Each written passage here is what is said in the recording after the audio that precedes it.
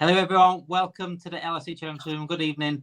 Welcome, X and Twitter listeners as well. X or Twitter, whatever you want to call it these days. Welcome to new listeners. Welcome to everyone that's on YouTube. Back again on a Thursday night. And we have some big news this week. Some big news coming out, especially today. As such, David Lynch has just come out with some news in the recent hours. Big news on Mohamed Kudus in 2025. His release clause number is coming out. Nunez situation that is going to be going on for a long time. Up until the last day of the summer, I can see it happening with Nunez. Is he going to stay? Is he going to go? It's very divided at the moment with Nunez. Absolutely divided. Salah, will he be staying? And there will be some tweaks to the forward line, according to David Lynch as well.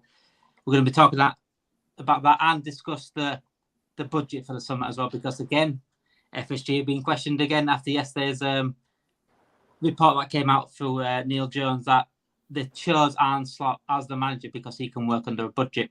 We're also going to discuss tonight the Premier League awards, who's been nominated, who should have been nominated, and who should win. Boys, first of all, how are you doing this evening? All good. Good. Can't complain. Nice weather as well today. I don't know about everyone else, but it's been good weather this week finally. What's weather like over there, Menti? What's weather like in America? Oh, it's nice over here. Yeah, it's like going towards summer. Yeah, it's pretty warm right now. Well, everyone's a bit happy when it's a bit of a sunshine. We've got no stresses this weekend, no game to think, oh yeah, if we lose this, we're out of the title, because the title is pretty much done for us. We can sit back and watch a real good title race going on. But let's get into tonight's stream. Let's get into tonight's news. Mohamed Kudus, boys. Mohamed Kudus. 85 million release clauses being released, being revealed by Claret and Hugh, which is a West Ham page. Shout out to them. 2025, however, is when the release clause comes into place. £85 million release clause, Stu. With Mohamed Salah still not questioned in his place. Some people are questioning him, but he's still not fully going to be here in like the next 3 or 4 years, is it? So no. Is it time to go for Mohamed Kudus this summer, or do you think we should pay 85 million and say, you know what, there's your Mohamed Salah replacement right there? I am not opposed to spending that sort of money, but for Kudus, I honestly don't know. It's a tough one because he's only had one season at West Ham. Stats are pretty good. Good amount of assists and goals and creating chances and all that sort of stuff. Yes, we do need a Salah replacement. I'm kind of on the fence. I'm not disrespecting Salah one bit. He has been an absolute legend for the club. Nobody can dispute that. If he wants to move on and feels he needs to move on, then fair enough. We need to get a decent amount of money for him. If he stays, even better. I'm happy for him to stay at the club for the rest of his career and retire, as far as I'm concerned. But we do need a replacement. So going back onto Kudus, 2025, the release clause. Is that right? Is that when it comes? Right. Yeah. So that'll be at the start of next season. No, end of next season. Pretty much. Yeah. In today's market, you know what? With another season under his belt, with West Ham, maybe. I don't know. I'm still kind of on the fence on it. I think there are better targets out there to get somebody to replace Salah with. So I don't know on that one. Reece, would you see this as a good plan ahead? If we were to say, look, that's Mohamed Salah's going to stay for another season, also the next season, and that's what the reports are saying right now. He's going to stay at least for another season. Get that release clause done now. I know we're talking FSG here, by the way. that's yet to be discussed on that. But get the hypothetical, and this is what should happen really in terms of our ambition. If we say, look, Kudus is a perfect replacement for him, let's play that now and get it next summer. So what are you saying, to pay that for Kudus and then he'll come next summer also to replace Salah if Salah does go, that is. Okay. Me, ideally, if Liverpool were to move, how big club's supposed to move, you keep Salah for another season at least for the extension, and then you sign a Kudus or you sign someone else. I think Kudus is a good player. Obviously, 80 is a lot. Obviously, that's kind of the going rate with some of these players these days. But yeah, I think we need to sign someone, and if we're going to keep Salah, extend it for a year plus, and then sell him the following season. But knowing Liverpool, they could wait and extend Salah and then don't get anyone until next season. Don't be surprised, because that's how FSG kind of usually tend to operate. Elio says he under Klopp spends more than 100 million net spend. How would you explain the math if Liverpool buy Kudus? Depends who you explain the math to, Elio. If explain the math to FSG, then you got to tweak a little bit what you're saying a little bit. He's not 80 million or 85 million. But it's hard, isn't it? We do work on a sort of a sell to buy basis where we do recoup most of the money we've got that's going out in transfers. But would we have to sell like a Salah, for example, this summer to make this sort of transfer happen? But again, if you sell Salah this summer, you've not got anyone there to come in. You got to wait till next summer to get this guy. Mentor, where would you go with this?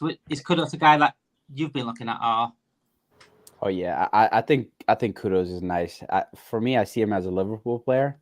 But knowing FSG, I know 85 is a lot. So I really don't see us actually getting him, unless Edwards pushes for it. But I feel like we might have to sell someone like Jota or something, or Diaz, for us to even consider that.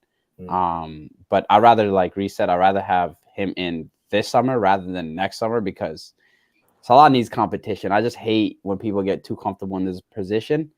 And Salah, the type of player, he always has he's really good at the beginning of the season. And back in the day, he had Firmino and Mane. So whenever he had bad times or bad runs, they would just cover it up. Now when players aren't performing, you see how bad it is. But likely it'll happen if we sell some forwards first. What do you think, Minty? What do you think? What would tweak West Ham's bum this summer? If we were to go, obviously we ain't gonna pay the sort of money, I know for that. But hypothetical, what kind of money we're saying this summer to have West Ham go? Oh, let's sell him this summer instead of let him go for next season. Oh, bro, I'd have to touch 100. There's no way FSG's paying that much. If they're saying 85 and 25, yeah, it would have to be over. It would have to be 100, I think.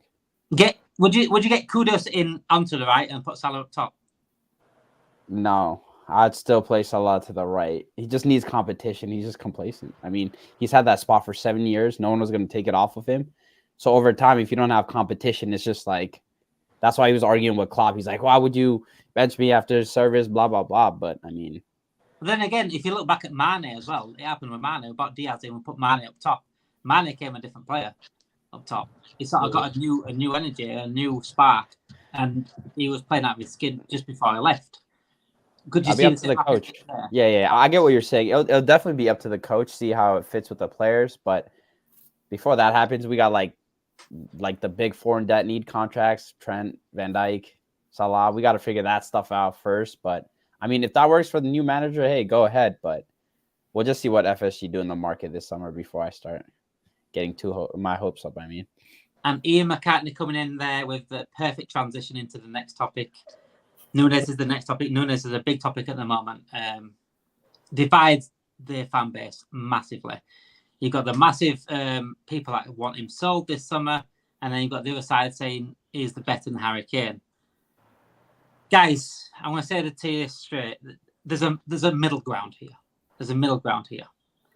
As much as I do not agree with the abuse, if he is getting abuse, then this should not be happening. No abuse should ever happen to any footballer over anything. It's just a game of football. But one thing is just as bad as the abuse in terms of the impact on people's views is the ultimate defense of this man and the lack of criticism that he is allowed to be given. So we need to define the difference between criticism and abuse. Abuse shouldn't be happening, but criticism should still happen.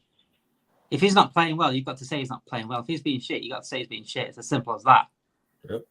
And when you're saying, oh, don't criticize the guy, watch this guy come back, he's going to be better than this guy. You can't do that. And I've seen comparisons to Luis Suarez this week. Like, I've had to have the sit bucket next to me for most of the week. But this is not helping his case. This is what I'm saying. When you put him on this pedestal, it's not helping. I've had this conversation with Arsenal fans. When you're putting these players on pedestals, right, you're not helping their case at all, because when the comeback comes at him, it's going to be bigger. It's going to be matching the level, the pedestal you're putting him on. He's a fantastic player. He's got good attributes, very good attributes, and he could become, and that's just could be, don't it? He could become a very, very good player for Liverpool. But he's rightly getting criticised for what he's doing. He's missing his thinking, his decision making, his touch of the ball is not good enough. So there's rightfully worry there by fans. Stu, where do you sit on Nunez? For me, I don't want him to go yet, but I'm open to selling him if we're getting someone amazingly. Firstly, I'll echo your sentiments about the potential online abuse. When he deleted all those Liverpool pictures off his Instagram account, I knew something that probably had happened in the background, whether it was club related or whether it was online abuse related. If it is online abuse related, it shouldn't be happening. As you say, at the end of the day, it's only a game of football. Yes, we're all passionate about our club and passionate about our players, but it shouldn't be happening. Nunez, myself, I personally would give just one more season, but that is last chance saloon. It'll be 3 years. If he stays for another season, it'll be 3 years in. And I saw something, I think it was last week. One of the reporters who put up a stat about him, I think it was like 53 goals contributions, goals and assists. And the first thing I picked up on that is he's a striker. I couldn't give two shits about how many assists he makes. He's a striker. He's paid to put the ball in the back of the net. And he can't do that at the moment. The amount of big chances and his big chance conversion rate is abysmal for a club of our stature and for what we paid for him. I mean, we paid the same amount of money for him as we're talking about for Kudus at the end of the day. It's not good enough. And yeah, he's been here for 2 seasons. First season, bedding in, totally fine. Get that. That's not a problem. This season was supposed to be the season that he hit the ground running. That's what we were promised. All the big talk was about him for the season, and it hasn't happened.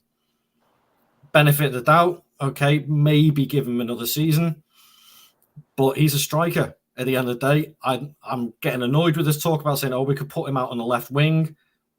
We got Diaz there. If Diaz goes, we got Gakpo there. If Gakpo goes, we got Jota there.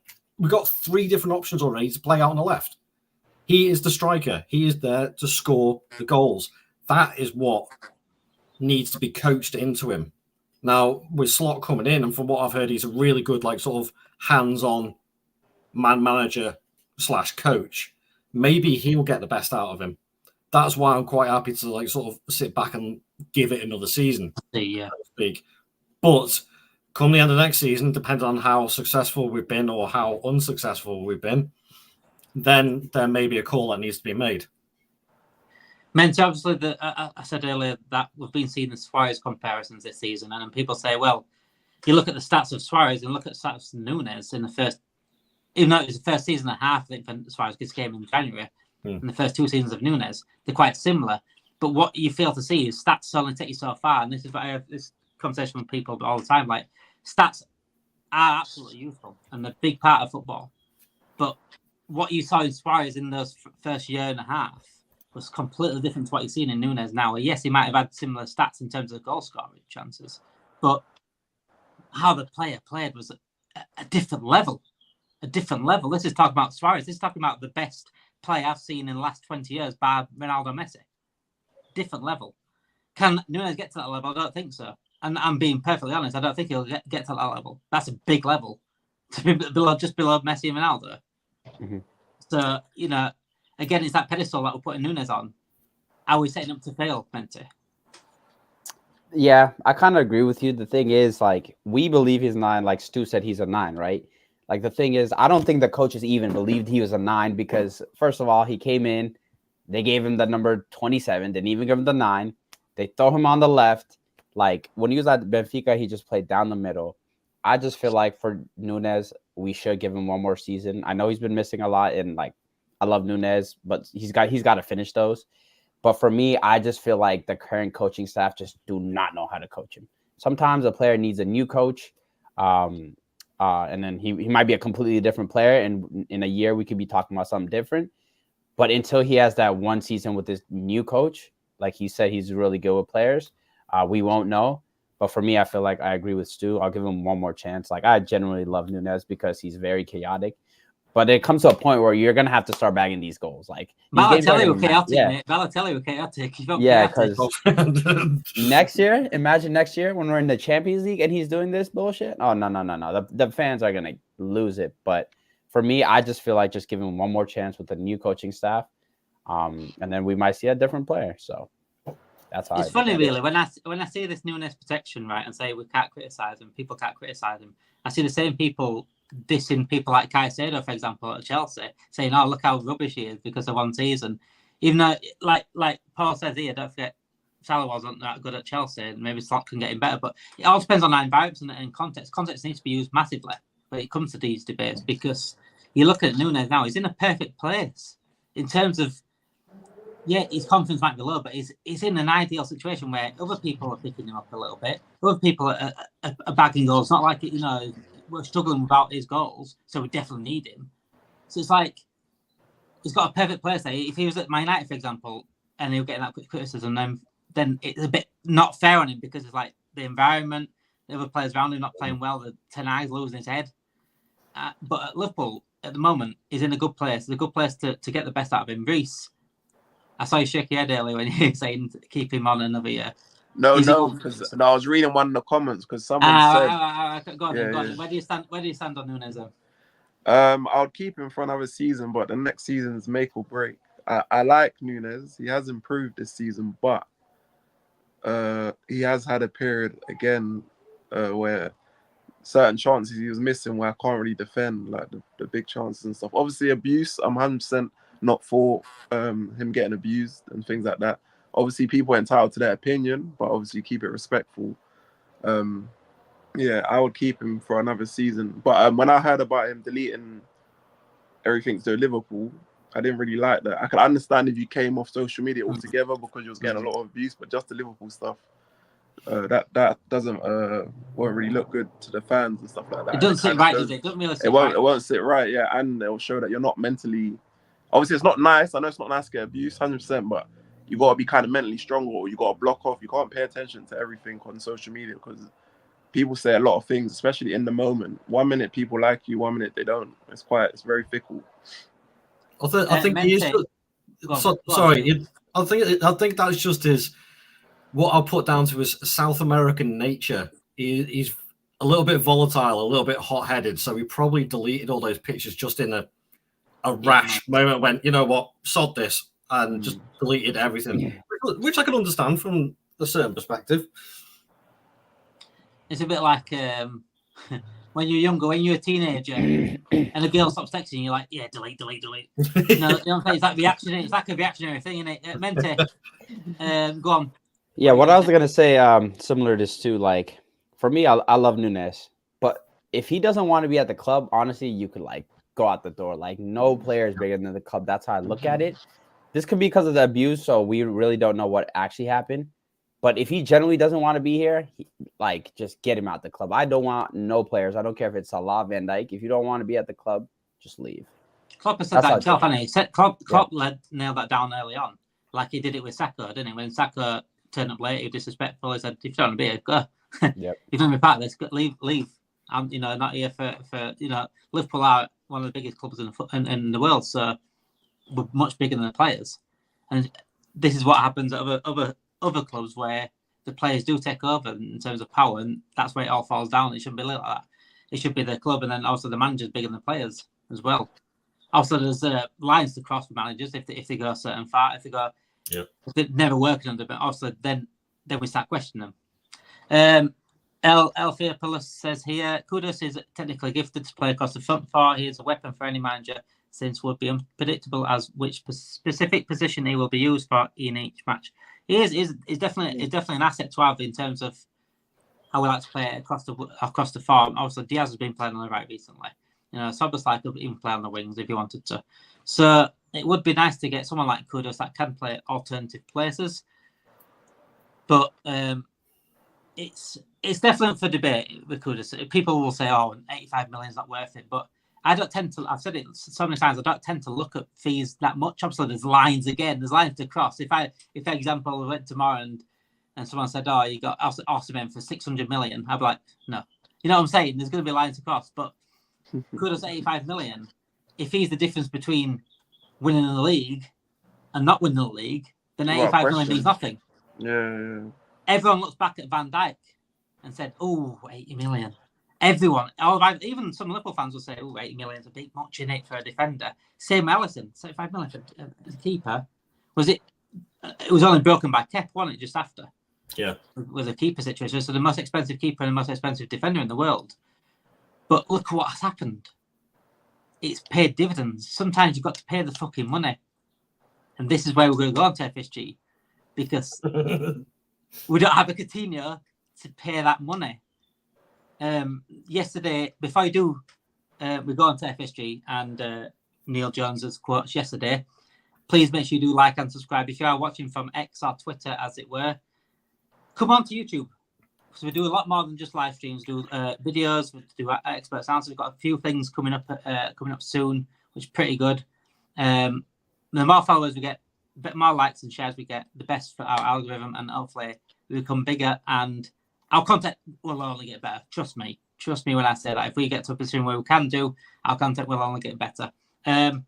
Yes, Neil Jones yesterday put out a grenade, an absolute grenade into the Twitter or X platform, and that was Liverpool wanted Arne Slot because he could only work on a budget, and he had not had huge sums in the past to work with, and he is the one because of that.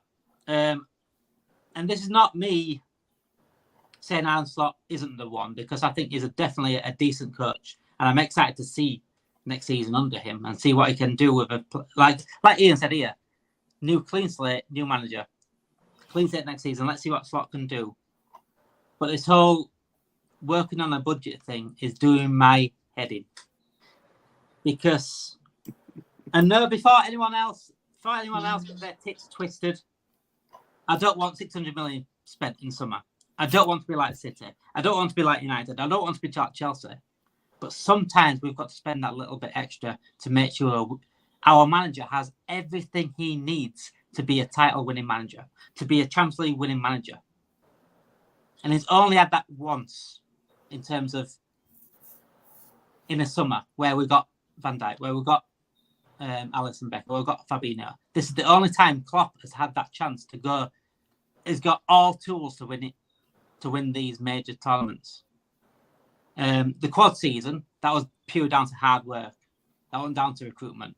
That was hard work and an absolute gut, and they were literally on the legs.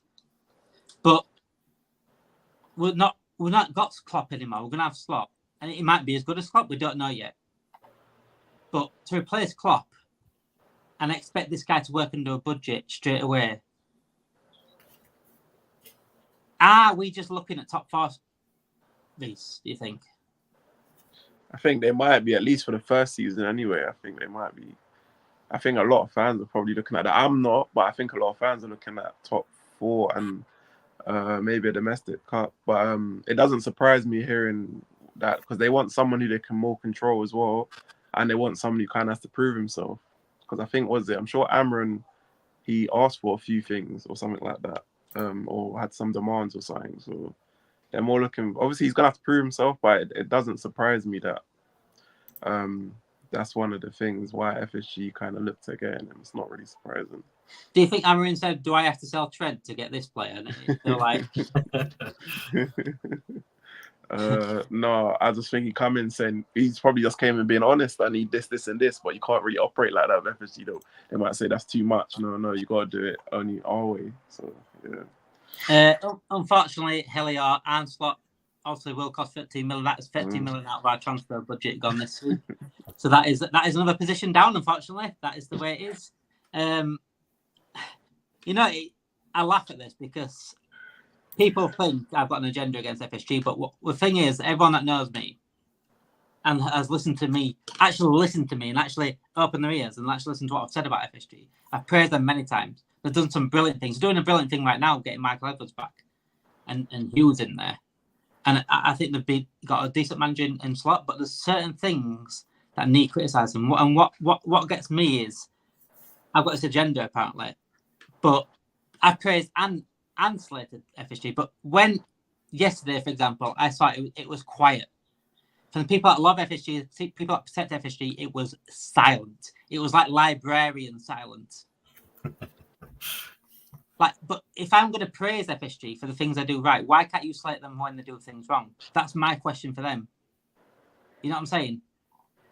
You've got to talk about it. It's got to be talked about because we're Liverpool fucking football club here.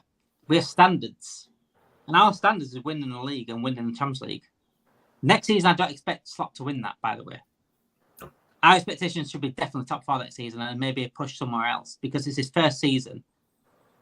But that should be our goal, no matter what, at Liverpool Football Club. That is probably my United still goal right now. That's like when they get new owners, they're thinking Premier League, Champions League, wins. Same with Chelsea. Bowley be thinking that. They might be where they are now, but their future is to the get, and we're closer than they are. So we should be looking to win the league, maybe not next season, but at least the season after. And if we're not showing that ambition off the pitch, why should we have that ambition on the pitch? Mente. For me, FSG, like, I think that just gets on my nerves. Like, they always go for the cheaper option. Like, why? If you want to be the best, you got to act like the best sometimes. But, like, for me, like, I usually tend not to like Arsenal, but, like, I got to respect the way, like, how they're working over there just because they actually backed Arteta to a point where I'm like, oh, wow, they're actually nice. You've seen, like, a progression in their style of play while ours is just degressing. Like, it makes no sense. I think this summer is going to be probably the most important in our club for a while, just because if FSG do their BS where they, don't spend a lot of money and they're just aiming for, just get top 4 or anything like that, we're literally going to turn into Man United. I don't care what anyone says. We literally have to have at least like 150 spent this summer. That's just me. We want to be big, but we act like we're mid-table. So I just need FSG to wake up, but I don't know. I'm not a huge fan. So yeah, they've had a lot of time to wake up. But you're in the US as well, so you've seen it with the Boston Red Sox. Is it looking like it's going a similar way? Yeah, I mean, the Red Sox, after they won it, they started killing the team. Like, it was like a decline, and they're not relevant anymore in baseball. I think the last time they won was 2018, but I just want to see what they do. If they do invest, it'll be good for us, but I think they need a back slot heavy this summer. But I don't know. We'll see, because I don't want to turn into Man United. That's my biggest fear. Yeah. But still, I don't think we need a whole overall, obviously. We're coming third here.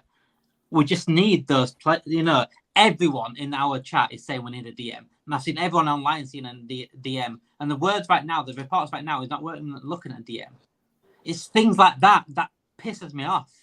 Yeah. And I said we need a DM last time, and people pander to it.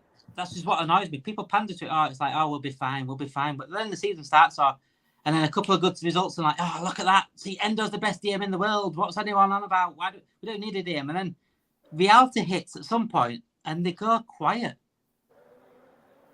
Like, reality hits, and this is what happened when we didn't address the defence situation in 2021. This is what happened when we didn't address the midfield for 4 or 5 years. Our midfield crumbled last season.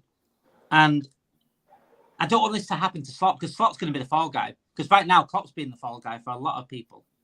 Yep. Schmachter's been the fall guy for a lot of people. Edwards was a fall guy a little bit. Ward was a fall guy. Linders is a fall guy. There's a common denominator in all this. It's FSG. It's called slopey shoulders. Slides off, and they pass the buck right down. They know exactly what they're doing.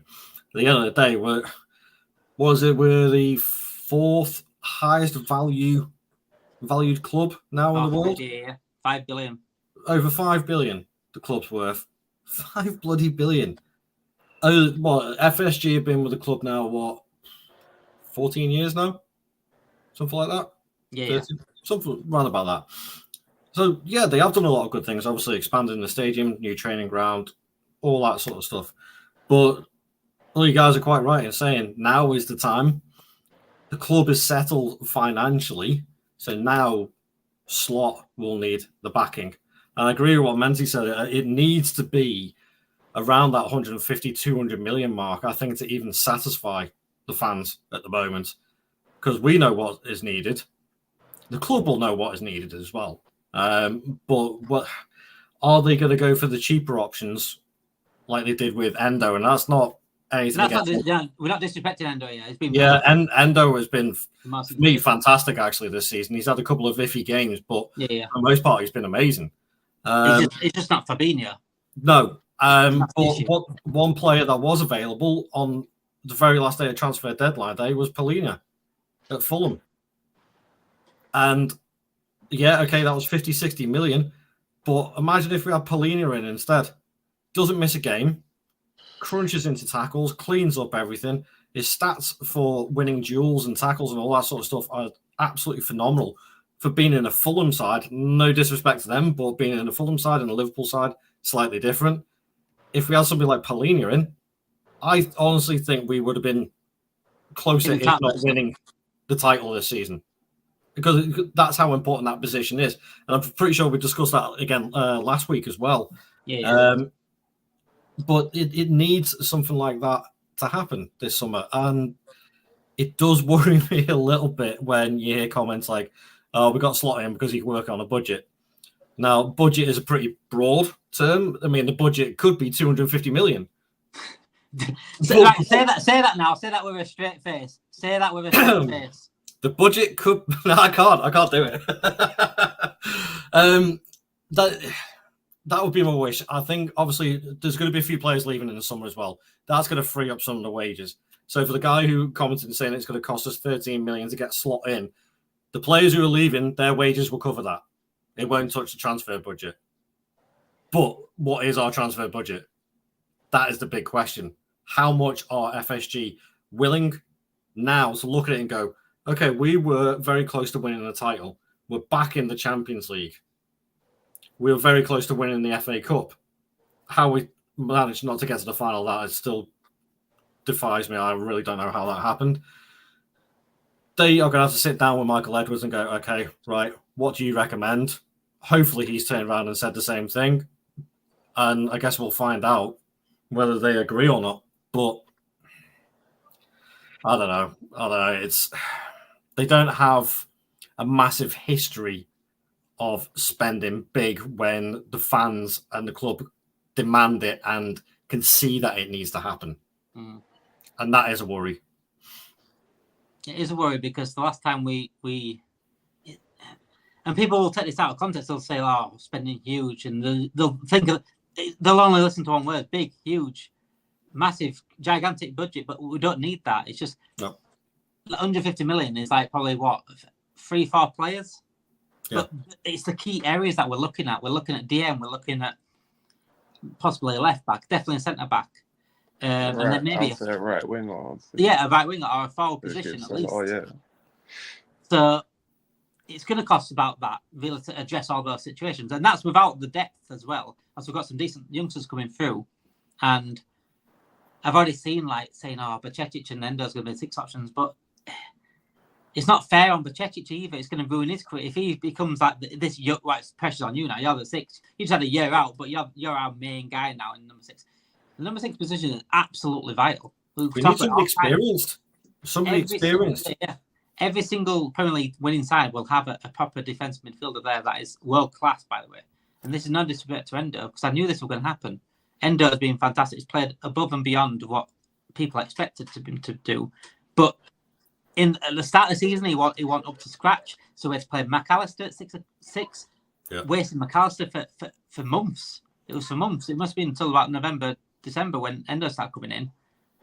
So, and then when Endo did get in, he started playing well. And then towards the last couple of months, he's dropped off again, back to the level that. But that's what you expect to buying a Stuttgart 30-year-old to come in and be the main guy at that sort of position. He should have been brought in, by the way. I'm not saying we shouldn't have brought him in. He should have been brought in to be a backup, or at least a rotational player in that position. Reece, what is our budget? And is it better than a packet of crisps? Depends which flavor. Our chips for you, mate. Our chips. Or chips. It's better than chips and crisps, but I don't know what it's gonna be. But like I said, I agree. Like I said with Stu and Menti, I think it needs to be around 150 to 200 because you want to get 3 or 4 really good players. You don't want to get players that are going to need like more project players and things like that. And then obviously we do need to sell some players as well.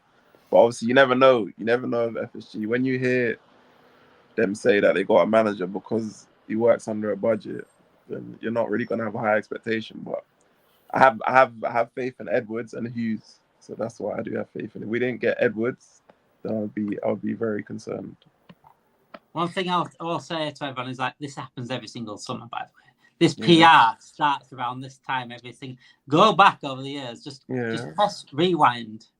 You know when you go back on your memories on Facebook or whatever you've got, and you go back on your memories just a year back and you'll see the same article probably published by James Pearce or someone like that. Same stuff coming out. Like don't expect much this summer. And then when we get to summer, it's gonna be all the time. We're gonna be linked to all this player, linked to this player. Oh, we need a midfielder. And then by the end of the summer, we don't even need a midfielder. Look how many midfielders we've got. We don't need a DM. Look how many DMs we've got. You know, it's the same every single season. This is why it's boring. It's boring now, if I'm honest. And this, you know, I'm open to FSG changing slightly. Don't get to the point where Chelsea are spending and City are spending. No, we don't need £1 billion, but just give this manager what he needs to win the biggest of trophies, not the Carabao Cup all the time. Yeah.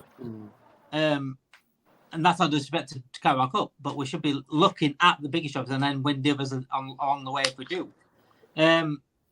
Someone mentioned in the chat as well about the forward line being tweaked, Menti. According to David Lynch today, Salah is expected to stay another year, but there's going to be tweaks to the forward line.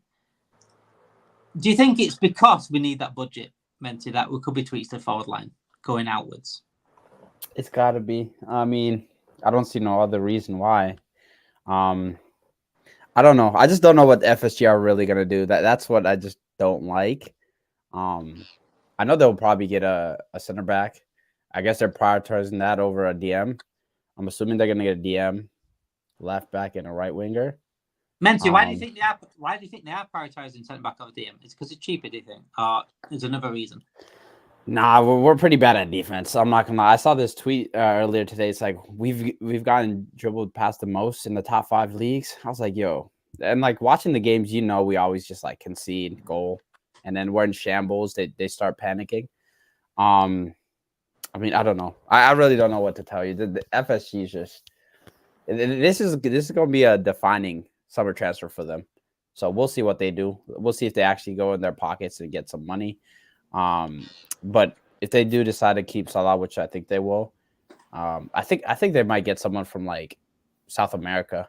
They might get like a right winger or something from South America if Kudus is too expensive. But we'll see how it is.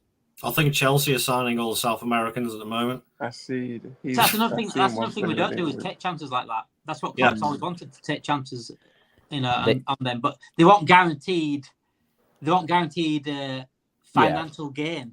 That's what they want. They want either someone that's going to be here for a long time, or someone that they can sell off for more money later on. They don't look. They look at assets and how much they're worth and what they can sell on. Yep. Do you want to do that? Go buy some supermarkets or something.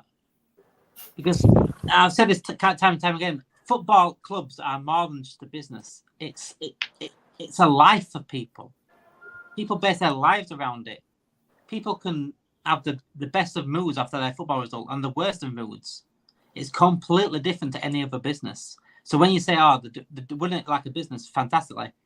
As a business, yeah, but it's much more than a business. And people need to understand that. Reece, what part of the forward line, if you were to tweak the forward line, Reece, what part of the forward line would you tweak? The right side, the competition for Salah.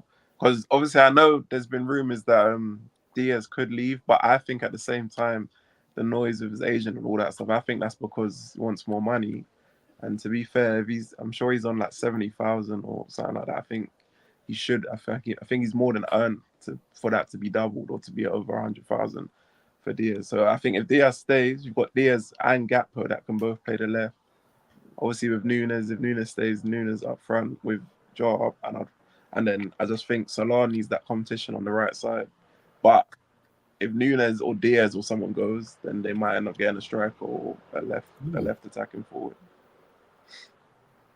The thing is, I've just seen this by Justin. He said we need a robust DM like Edison from Atalanta if we are to be serious about winning. It's exactly what I've been saying for 2 years, though, Justin. But what the problem is, when the summer transfer window comes round, is all you'll get is, people just want signings, people want shiny new toys. And it completely eradicates what they're actually trying to say. It completely puts down what they're trying to say to you. And then when the season comes around and reality hits, then people start to understand. And I see it all the time now, everyone's saying, like, we need a DM. But where was this back in when I said it in the summer? Instead, I got abuse for it, saying, go play FIFA. Well, mate, you should go play FIFA because you might actually know a bit more football. If you actually play a game that's something to do with football. At the moment, you don't like you watch it or play it. I'd keep Diaz. Mr. Mentor said there. Diaz is a funny one, in tissue at the moment because you can see how good he can be. The Man City game, he was extraordinary. Like that's one of the best. That's one of the best Diaz performances I've ever seen in a Liverpool shirt. And again, when he went to his international break, he was putting crosses in. I've never seen him put a cross for at Liverpool. Is it down to tactics, Klopp's tactics, and do you think Slot can get better out than Diaz and maybe play him a little bit differently? Maybe, yeah. I think obviously the system will change slightly when Slot comes in. So, like I say, it's a fresh start for all the players, and it's a fresh start for the club. With Diaz, I've got a sneaking suspicion I would not be surprised if he left the club this summer. I would not be surprised if he ended up either at PSG or in Spain, one of the two. And that, I think, would be quite sad because I think we could get another couple of seasons out of him. But at the same time, his overall form, discounting the personal issues that he had earlier on in the season with his family being kidnapped in Colombia and stuff like that. Before that and after that, it's all been a little bit iffy. He did hit the ground running when he came in because he was a January signing, wasn't he? Yeah, came January. Yeah. Man, I went up to and he hit the ground running. We were all absolutely loving him, lauding him for that, like sort of that second patch of the season. And if anything, he turned the season around for us. And we thought, great, we got another winner here, but it hasn't quite lived up to like sort of the promise that was shown on that. So again, could the rumors be true that he's thinking about making a move? And it just comes back to the mantra of no player is bigger than the club. If he does want to go, then fair enough, but we've got to get a good price for him. At the end of the day, if, again, we're looking at paying 85 million for Kudus, then I would say that's got to be exactly the same for Diaz, if not more. Because we paid, what, 50? 45, 50 for him? I think 50, it was. Yeah, about 50, yeah. So, yeah, with in true FSG style, they'll be looking to at least get another 25, 30 million on top of that, without a doubt. Miss Mentor says here, where would you play Trent? I've always stuck with the Trent as a right back at the moment, especially I'll say an inverted right back as such. Maybe it's perfect where Klopp playing him right now. I think where it is inverted because we're seeing the best out of him. He's going into midfield, but then he's coming back and seeing the whole pitch. You put him in midfield, he don't see the whole pitch. I think we lose half of his game. But having said that as well, we still need that DM to cover that area he is leaving. I think it's more of a tactic thing with a thing at the right back, because when Gomez went right back, we were still leaving lots of space. So it wasn't just really on Trent. And when Kanate is the only one covering, and we ain't got a proper DM that's got legs, then it shows. I think we should keep Trent where he is at right back and possibly move him into midfield if. Again, it depends on what tactics Slot plays as well. If he plays two DMs, then possibly Trent going alongside, but he needs a proper defensive DM that knows his way around the pitch, that knows has got 360 vision. That has the vision of like Thiago, for example, because Trent doesn't have that at times behind him. He has it in front of him. Personally, I'd play him at right back. Reece, are you putting him into midfield or are you still playing him at right back? Midfield for me. I know we got midfielders there, but if you watch, especially the second half of the season, again this season, he don't look like he enjoys defending or he wants to defend. And that's not to say that he can't defend, but you can see a lot of his body language that he doesn't enjoy the defending. A lot of the time he's just going forward and then he's not even getting back. And then he was even at times, instead of doing simple passes, he's doing Hollywood passes. You can see kind of all of his body language, everything about him is kind of screaming midfield. Obviously, Slot might think, he might think, keep him at right back, I've got midfielders. So obviously I don't know what the manager's thinking, but he just doesn't look to me like he wants to defend. He kind of wants to be on the ball. I agree. I do understand that. I agree with you, Dame, that you said in midfield he might not. It might not be as much of a weapon, or he might not be that. See the game kind of thing. But I would have him. For me, I would have him in midfield, and then I kind of looking at Conor Bradley and Gomez as the two right backs for me. It's not like we ain't got someone good to take over in Colin Bradley, so that's I'm not too worried about that. But I was thinking Trent's game, and I just think he plays better from right back. He can see the whole pitch, and that's the way he plays the game. But in midfield, he's not free, and I think Trent needs to be free.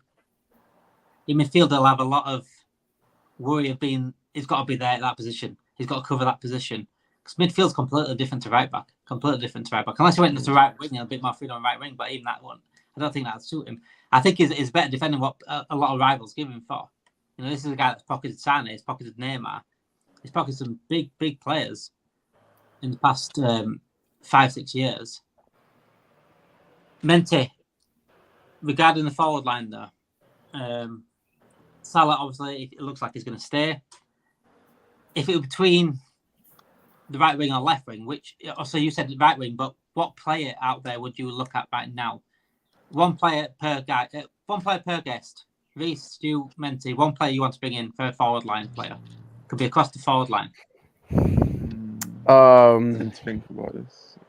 I gotta be realistic a little bit. All right, I'm gonna give you two scenarios here. FSG budget. And what you want.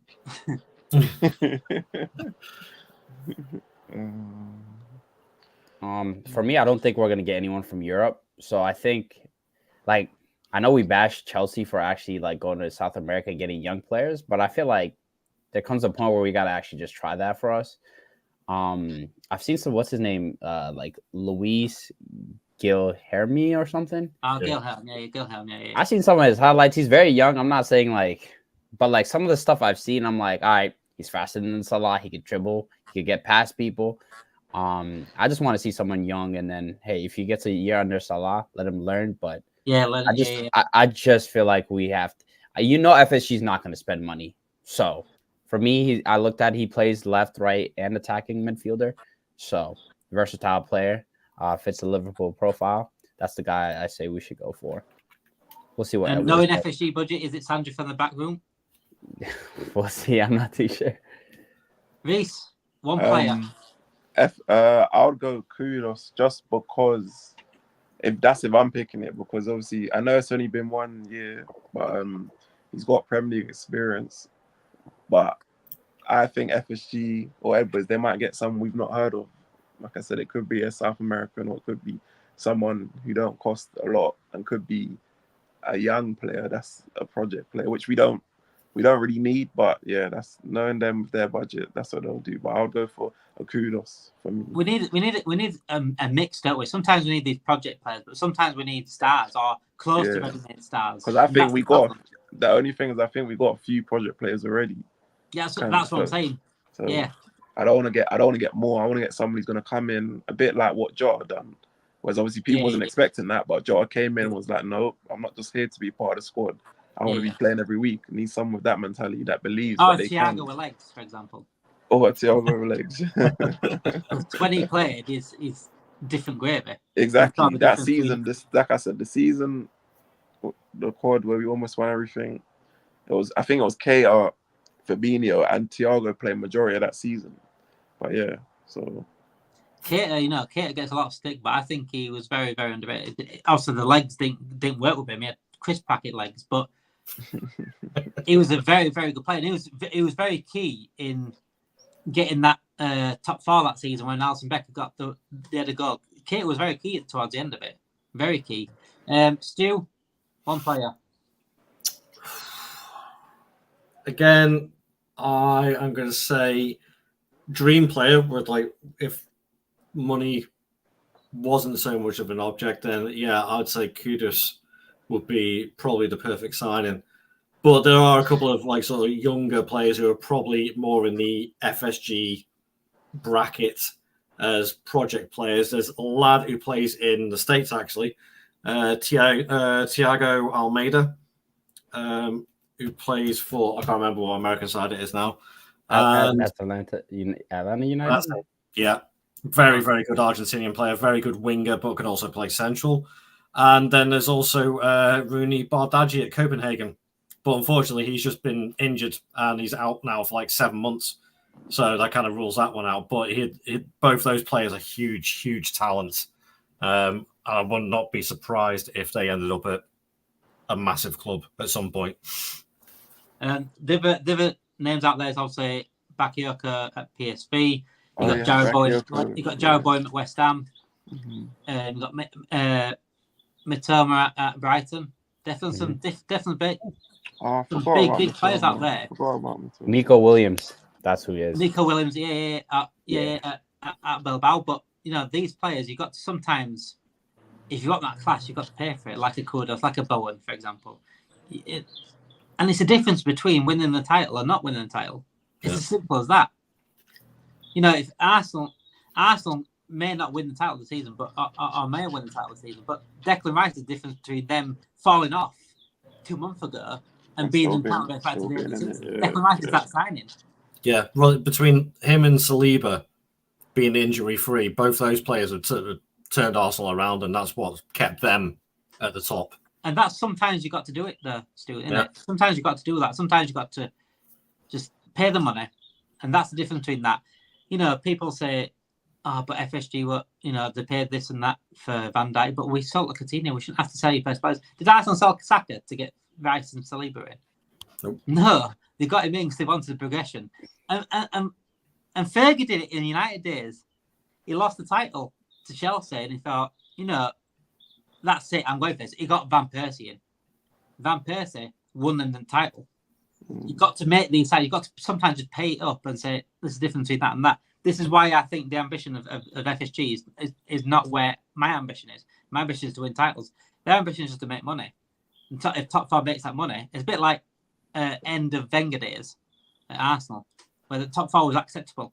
We're making that money. That's all that matters. Before we do go, guys, we're going to go through the Premier League awards because they've just come out today, the nominations for the Premier League Player of the Year, Premier League Young Player of the Year, and the Manager of the Year. We're going to go for the Manager of the Year. First, Jurgen Klopp has been nominated into this, but I think we all came before going live. We all agree that Jurgen Klopp ain't going to win this. Boys, who's going to win this? Obviously, got Arteta, Emery, Pep, Areola, and Klopp. Whoever wins the Premier League is going to win it. That's what I see. It's going to be Pep. If he wins whoever 4 in a row. Whoever wins the Premier League. And if Arteta wins the Premier League, he'll win it. But if not, whoever wins the Premier League, I think. What about Emery? Do you think Emery has a shout? I think he's got a shot. I think he deserves to be in the... He's done a great job with Aston Villa. But like I do think it's going to come down to, because of how this title race has been, and they've made it seem, like I said, it's the... with three, obviously, we've dropped out now, but 3 teams hasn't been that for a long time, and they've not stopped speaking about it. And then, I just think it's going to be whoever wins it. And if Arsenal are still in it, like I said, and Man City as well, it'll be Pep or Arteta, 1 of the 2 for me. I think Arteta deserves massive flowers, by the way. I see a lot of criticism about Arteta. He's doing a very good job. He's turned that team around. He's got spent, but so what is being spent? That's the ambition they've got. And it's not like he's failing with the spend like some managers do. Some managers fail under the pressure of the spent on them. Some managers fail at being in a title race with City. Some managers bottle it. Last season, Arsenal dropped off, but they bounced back again and they're here. And people didn't expect them to be here again. So this is why you've got to give praise when praise is due. He's done a very good job. Yes, he needs to start winning things now, but he's doing what he can now. And the progression he's made is going in the right way. And he doesn't deserve to be slated for that. So for me, I think Arteta should win it, especially if Arsenal win the league. But Emery you can't knock Emery for what he's done at Aston Villa. No. Especially if he gets them Champions League as well. That's madness. Yeah, absolute madness. And Ariola's done a good job at Bournemouth. Bournemouth playing some good football, especially in recent months where they're getting some decent results and they're going up there. But for me, I think it's United to Emery, and obviously Pep. Again, like V said, whoever wins the league could decide it. And again, it comes down to this as well. I'm going to go for young player of the year first, actually, because looking at the young player of the year, I don't think we've got a 21-year-old in there. Possibly Palmer. Is Palmer 21? Yeah, I think Palmer's 21, yeah. So we've got Isaac in there who's nearly 25. I think they need to change the renaming of this because he's not a young player of the year anymore. He's not that young. And people like Saka being in there, he's been in the league for 3 or 4 years. So sometimes I think there should be different alternatives and different ways of getting a nomination for this. But Stu, I'm going through the players obviously that are in the nomination. So Foden, Haaland, Isaac Menu, Palmer, Saka, Saliba, and Udigi. Which one are you going for? Without Palmer. But 100% Cole Palmer. He's been absolutely outstanding this season and thoroughly deserves that award. But I do agree, sort of the award things need to change a little bit, like the parameters that they have, because it seems to be the same names, and because of some of the league seems to attract the youngest but the best talent. They've been around for years, and they keep on qualifying into the young Premier League. It's like, well, okay, you can qualify for say 2, but then we're going to put some other players in. Yeah. Give them a chance. I think. Do you think there should be a limit of how many seasons they have, or how many games, like a game limit, before the something along those lines. But I'd say, my answer definitely Cole Palmer, without a doubt. He's been brilliant this season. Mented, a lot of people saying why is Manu in it? He's only played a couple of good games. Is there anyone at Liverpool that should be in it? Elliot, obviously. I think Elliot. I felt like Elliot should have got a shout, but Mano's on there just because it's United.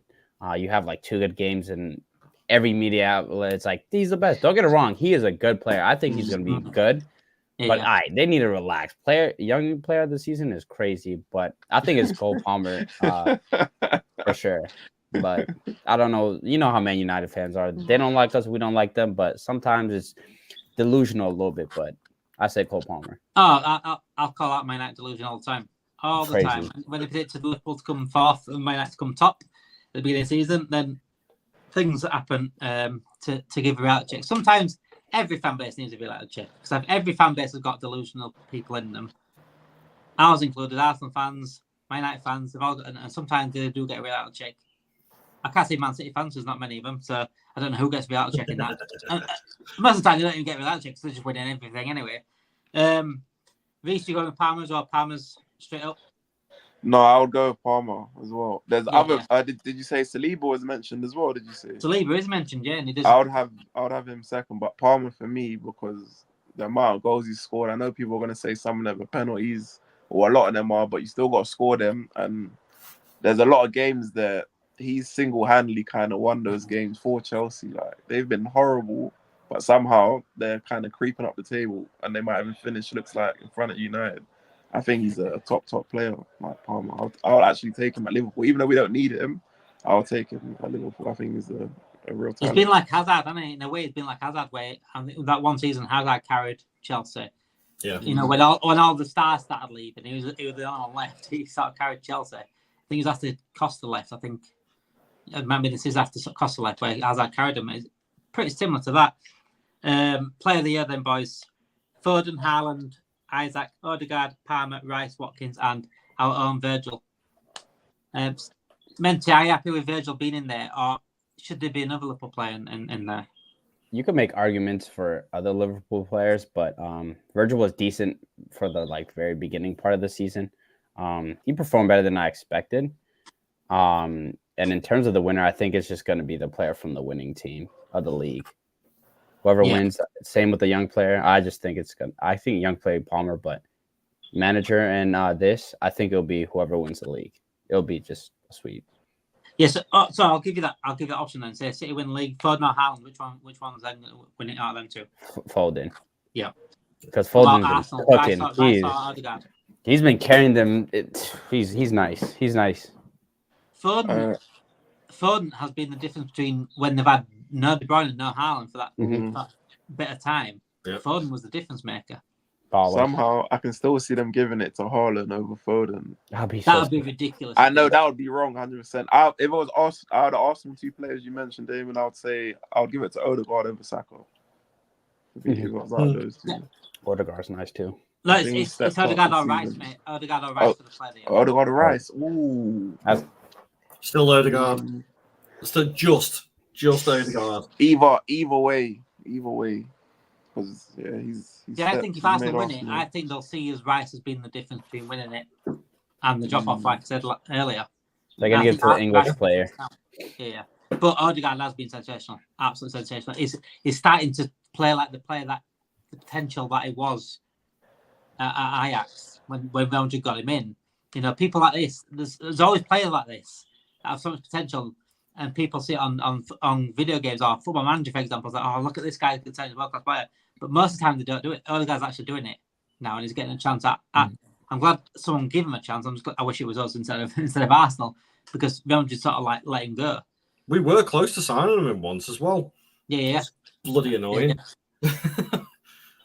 Haley says Van Dijk probably the best defender in Europe this season. I want to shout out McAllister here, by the way, as well, because I think McAllister. I think McAllister is my player of the year for Liverpool, just because he came in and it didn't start well, and he wasn't going to start well, so he was shoved into a number 6 position. They don't play him, and he expected, the drop off of Fabinho leaving, Henson leaving, Milner leaving, all these players leaving, with a huge gap to fill in that midfield. And McAllister's the only one really that's been consistent throughout the season. And when he got moved into his natural position, a position I've been shouting out for quite a while to be moved into, our whole season turned along with him. Yep. His form turned completely. He was a different player. And this impacted Liverpool. We were then into a title race because of that, I think. Because of that McAllister switch.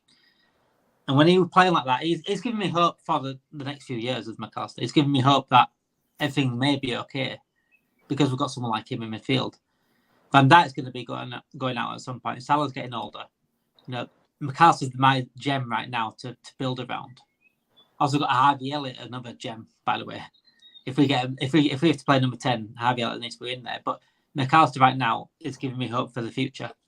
And I'm surprised he hasn't been mentioned into this. If obviously Haaland's in there, but in terms of impact, I think McAllister deserves definitely a shout out. Please get your player of the years in, young players of the years in on our comments on Twitter. If you want to get on Twitter or X or whatever you want to call it these days. Manager of the year. We don't think Klopp deserves to win manager of the year. Obviously, it'd be between Arteta, Emery, or Pep. We also think the player of the year will depend on who wins the league, Foden or Rice or I think it was Odegaard. Obviously, Watkins deserves a shout out as well. But Watkins has been fantastic as well. Young player of the year, we're going either Foden or Palmer, I think, possibly for that position. Thank you everyone for joining us tonight. Thank you everyone on YouTube that has come in. The regulars, I've seen the regulars and some new people in the chat as well. It's nice to get people in the chat, get your thoughts across, so we can get a little bounce off you guys as well. Thank you everyone that's joined in on Twitter or X. Absolute pleasure to be hosting for you all.